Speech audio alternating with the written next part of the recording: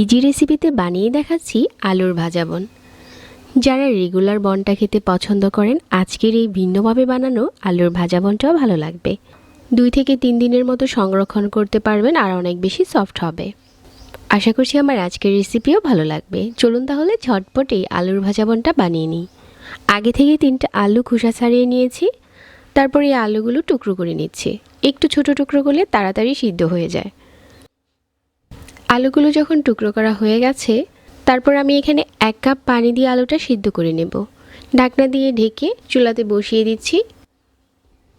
পানিটাও শুকিয়ে গেছে আর আলুটাও ভালো করে সিদ্ধ হয়ে গেছে। এখন এই আলুগুলো গরম থাকা অবস্থাতেই ম্যাশ করে নিতে হবে। আপনি চাইলে এখানে 2টা কাঁটা চামচ একসাথে করে ভালো করে মিশিয়ে নিতে পারেন। আলুটা খুব ভালো করে মেশাতে হবে। মিশিয়ে নেওয়ার পর এখানে 1/4 কাপ দিয়ে দিচ্ছি ঘন মিল্ক, 1 চামচ দিয়ে দিচ্ছি ইস্ট আর 2 টেবিল চামচ দিয়ে দিচ্ছি চিনি, 2 টেবিল চামচ দিয়ে দিচ্ছি রান্নার রেগুলার তেল, পরিমাণ মতো লবণ। এখন সব কিছু একসাথে নেড়েচেড়ে মিশিয়ে নিচ্ছি।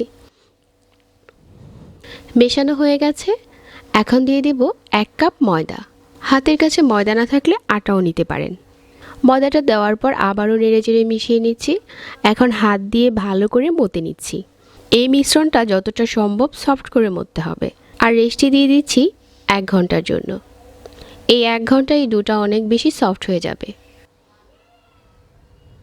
1 ঘন্টা পর এই ডোটা যখন কিছুটা ফুলে গেছে, ঠিক ওই পর্যায়ে হচ্ছে এইখান থেকে আমি ছোট ছোট ডো নিয়ে বনের মতো করে বানিয়ে নেব।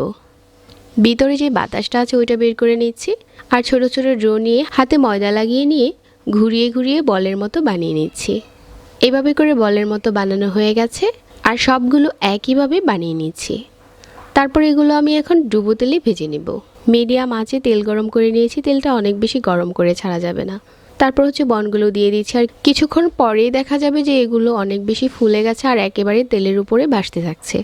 এই পর্যায়ে হচ্ছে একটা পাশ যখন ভালো করে লাল হয়ে যাবে, তারপর আমরা এগুলো উল্টে দেব। একইভাবে দুটো পাশই ভেজে নেব।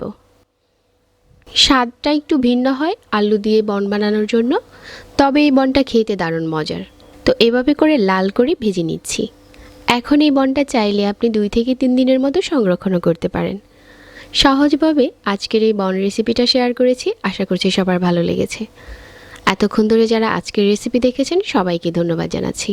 আর এখানেই বিদায় নিচ্ছি। আল্লাহ হাফেজ।